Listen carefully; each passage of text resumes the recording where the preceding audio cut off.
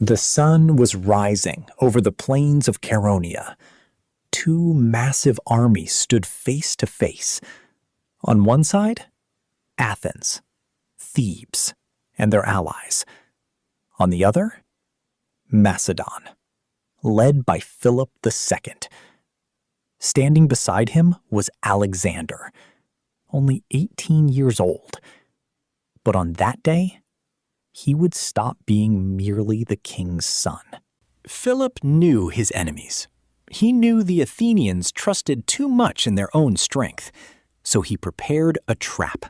He ordered a slow and carefully controlled retreat. The Greek soldiers believed victory was within their reach.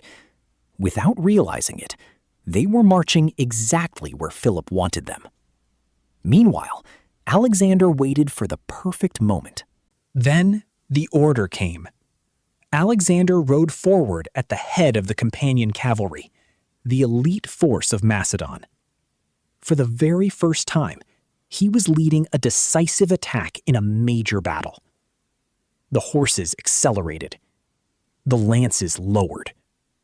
The impact was devastating. Standing before Alexander was the legendary Sacred Band of Thebes, 300 warriors, considered the finest soldiers in all of Greece. For decades, they had never been defeated. But on that day, they faced a different kind of commander. The Macedonian cavalry shattered their lines, and the Sacred Band was virtually wiped out. It was the end of an era. The battle was over. Thousands of soldiers had fallen. Athens was defeated. Thebes was defeated. The organized resistance of Greece had come to an end. Macedon now ruled nearly the entire Greek world. And Alexander returned home as a hero. After the victory, Philip gathered nearly every Greek city-state. The League of Corinth was born. For the first time, most of Greece stood united under a single leader. But Philip had an even greater ambition: to invade the mighty Persian Empire, the greatest empire on earth. Everything was ready for the largest military campaign in history. But fate had other plans. Sometime later, Philip made an unexpected decision. He married a young Macedonian noblewoman named Cleopatra Eurydice. The wedding appeared to be nothing more than a political event. But within the royal family, it sparked a deep crisis. Olympias felt humiliated. Alexander did too. For the first time, father and son stood on opposite sides. During the wedding feast, a heated argument changed everything. One of the nobles suggested that the true heir should come from Philip's new marriage.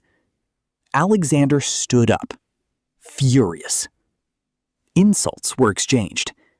Philip reached for his sword, but he stumbled and fell before the entire court.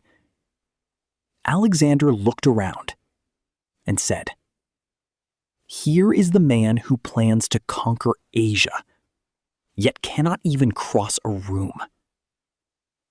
After that night, nothing would ever be the same again. In 336 BC, all of Macedon was celebrating a grand festival. Philip walked among the crowd, without armor, without protection. Then, one of his own bodyguards, Pausanias, ran straight toward him and drove a dagger into the king's chest. Philip II died almost instantly. The greatest conqueror of Greece was gone. The news spread quickly. Macedon plunged into chaos. Some believed Alexander was far too young. Others sought to seize the throne. But Alexander acted swiftly. He secured the army's support, eliminated potential rivals, and was proclaimed King of Macedon. He was only 20 years old. But becoming king was only the beginning. As soon as news of Philip's death reached Greece, many cities rebelled. To the north, barbarian tribes rose in revolt. To the south, Athens celebrated. Thebes prepared an uprising. Everyone believed the Macedonian Empire was about to collapse. Once again, they underestimated Alexander. At only 20 years old, Alexander inherited the most powerful army in the world, but he also inherited its enemies.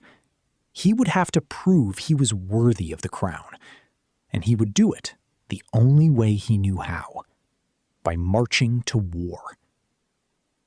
In the next episode, Alexander will crush the Greek revolts, destroy Thebes, and finally begin the campaign that would forever change the course of human history.